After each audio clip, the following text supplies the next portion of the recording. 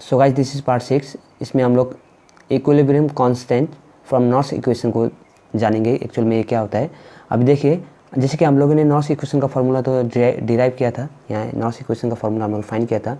E cell equal to standard electric potential of the cell, means standard electric potential of the cell means E cell equal to E not cell minus इसका value था 0.059, जो कि R T N ये L N का value को सब calculate करके उसको इसको एफ से डिवाइड करके जितना भी वैल्यू आया था वो इतना आया था। एंड ये जो 2 था ये 2 इलेक्ट्रॉन था, जो कि एक दे रहा था, एक लूज कर रहा था, एक गेन कर रहा था, वो 2 इलेक्ट्रॉन का वैल्यू था।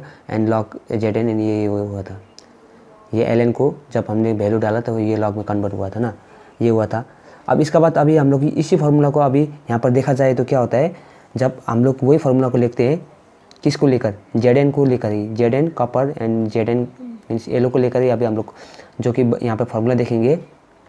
ई सेल नॉर्स इक्वेशन में ई सेल था।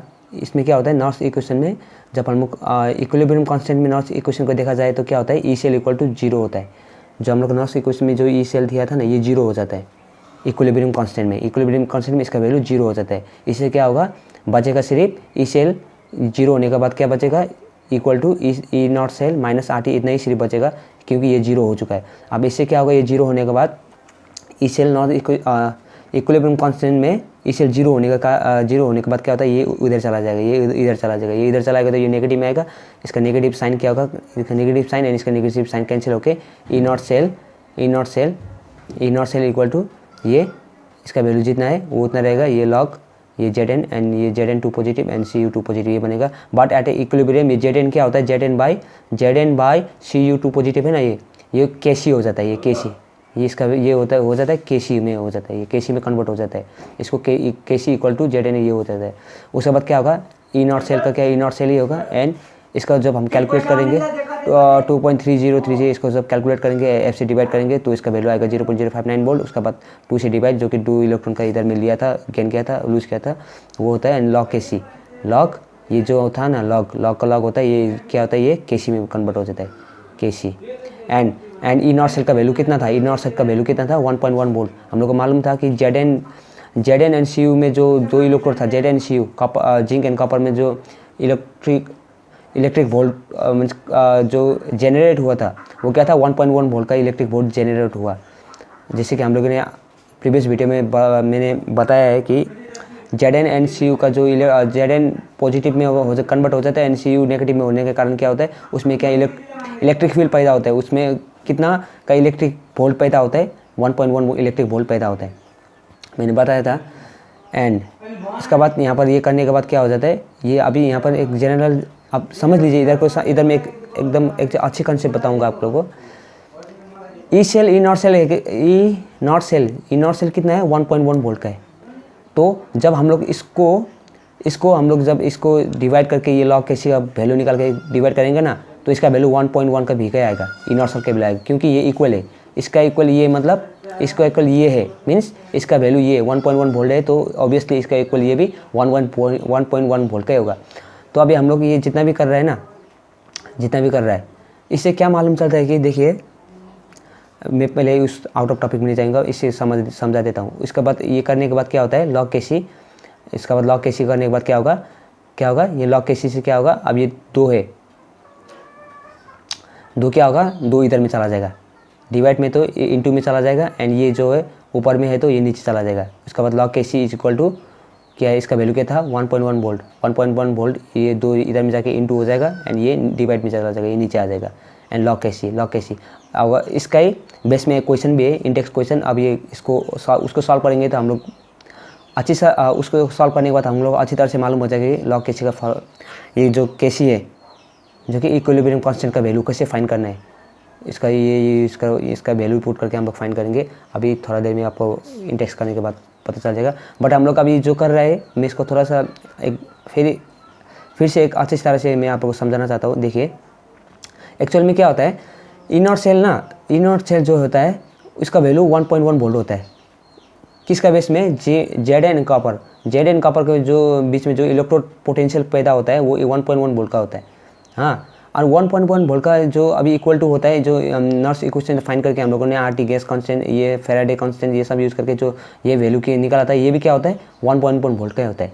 देखिए ये अब क्यों ऐसा हुआ, क्योंकि 1.1 volt E not cell equal to ये इसका इक्वल है ना। अगर इक्वल है जिसकी मेरा एज और उसका एज बराबर हो, मतलब वो और मेरा एज बराबर ही हो ना, तो इसका वैल्यू ये इतना है तो इसका भी वैल्यू कितना होगा लॉग केसी का। ये जब लॉग केसी का कितना था ये जेड, इसको भी सॉल्व करके लॉग का वैल्यू निकाल के इसको माइनस डिवाइड कैलकुलेट करके करेंगे तो 1.1 वोल्ट आएगा, क्योंकि ये बराबर है। इनर सेल का वैल्यू 1.1 वोल्ट है ना। इनर सेल का value means Z N and C U का जो इलेक्ट्रोड पोटेंशियल है 1.1 वोल्ट का है, तो इक्वल टू ये इसका इक्वल यही होगा 1.1 वोल्ट ही होगा। तो ये क्या होगा 1.1 वोल्ट। अगर आप मान लीजिए अगर आपका जो जेड एन का वैल्यू, जब हमेशा ऐसा नहीं होता कि 2 इलेक्ट्रॉन ही जाता है, 2 इलेक्ट्रॉन ही लूज करेगा 2 इलेक्ट्रॉन गेन करेगा, ऐसा नहीं होता। कभी कभी मान लीजिए 3 इलेक्ट्रॉन को गेन किया तो 3 इलेक्ट्रॉन को करने से गेन करने से या फिर 3 इलेक्ट्रॉन को लूज करने से क्या होगा इसका वैल्यू चेंज हो जाएगा। इसका वैल्यू चेंज होने का कारण जो इसका स्टैंडर्ड इलेक्ट्रिक पोटेंशियल है, इसका स्टैंडर्ड इलेक्ट्रिक पोटेंशियल तो 1.1 वोल्ट है। जब हम लोग कंसंट्रेशन में वैल्यू बढ़ा देंगे या घटा देंगे तो इसका क्या होगा, 2 का इलेक्ट्रॉन को ज़्यादा दे देंगे, 3 या फिर 4-5 जैसे दे देंगे तो इसका वैल्यू क्या हो जाएगा, बढ़ जाएगा या घट जाएगा ना। उसी तरह से स्टैंडर्ड इलेक्ट्रिक पोटेंशियल का जो हम लोग जो इसका जो एकदम स्टैंडर्ड था उसका वैल्यू 1.1 वोल्ट, तो क्या होगा उसको जब हम लोग इससे माइनस करेंगे तो क्या होगा, उसके जो डिफरेंस आता है ई सेल जी मीन्स ये हम लोग माइनस क्यों कर रहे हैं, ई सेल में जो डिफरेंस आता है वो ई सेल से क्या पता चला जाता है कि उसमें कितना डिफरेंस आया। जैसे कि इनर सेल में जेड एन कॉपर में जो 1.1 वोल्ट का जो वैल्यू था standard electric potential and minus करके जो हम लोगों ने कंसंट्रेशन में 2-3 इलेक्ट्रॉन और बढ़ा दिया था। मीन्स हमेशा 2-3 इलेक्ट्रॉन ही नहीं जाता है ना जेड एन कॉपर से, मीन्स मान लीजिए 4-5 गया, उसका वैल्यू क्या हो जाएगा, उसका वैल्यू क्या इंक्रीज हो गया। अभी यहाँ से जितना भी स्टैंडर्ड इलेक्ट्रिक पोटेंशियल था उसका वैल्यू, उससे जब हम लोग 2-3 इलेक्ट्रॉन का वैल्यू ज़्यादा दे दिया, उसके बाद उसका वैल्यू जो क्या हो गया इंक्रीज हो गया, तो उस टाइम में इससे माइनस करेंगे तो उसका जो इंक्रीमेंट या डिक्रीमेंट हुआ जितना भी वैल्यू, तो क्या होगा वो होगा ई सेल होगा। ई सेल इसलिए standard electric potential of the cell किसका, NiNAg का, उसका वैल्यू माइनस इसका जो हम लोगों ने अभी कंसंट्रेशन में ज़्यादा 2 इलेक्ट्रॉन 3 इलेक्ट्रॉन दे दिया, उससे उसका वैल्यू में जब माइनस करेंगे तो उसमें कितना डिफरेंस आया, कितना वोल्ट का डिफरेंस आया ई सेल में, वो हम लोग पता इस तरह से नर्सरी क्वेश्चन से कर सकते हैं। इसलिए मैंने इसलिए आपको बता दिया है, इसे जानने के लिए। एंड मैं बताना चाहता हूँ अभी यहाँ पर एक क्वेश्चन है अच्छा वाला, यहाँ पर देखिए।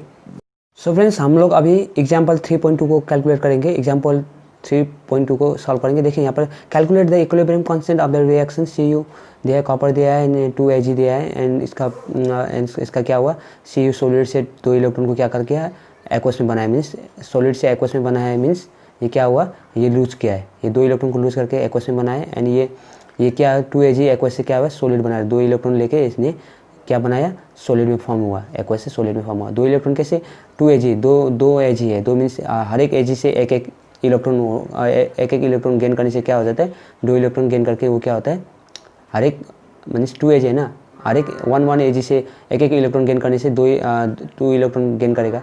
सो इधर में 2 इलेक्ट्रॉन का फंडा है, 2 इलेक्ट्रॉन यहाँ से 2 इलेक्ट्रॉन लूज करके एक्वस में बनाया 2 पॉजिटिव, इसलिए यहाँ पर 2Ag से भी यहाँ पर 2 इलेक्ट्रॉन क्या गेन करके सॉलिड बनाया।